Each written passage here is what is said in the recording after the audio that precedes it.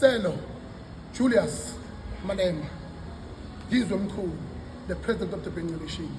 I'm telling you right now, uthi, I was trying by all means, ukuthi mina ngiphaphamisa abantu bakwaZulu Natal nabantu baseNingizimu Afrika ukuthi inhloso yalo mthala ukuzontshontsha amavoti kwaZulu Natal abukeke njengomuntu oyithemba leNingizimu Afrika abonakala njengomuntu oyisixazululo kodwa kunjalo yiqili lamaqili okubona ukuthi emlandweni we-odi ka-10 years ayikho neyodwa into abakabayenzeli kwaZulu Natal kwakho umhlahlavu wejalidi wodwa ehlabekisa uZuma as a result of political gainings. Nalento nje ayisho ngoSindiso Magaqa, that was a shame.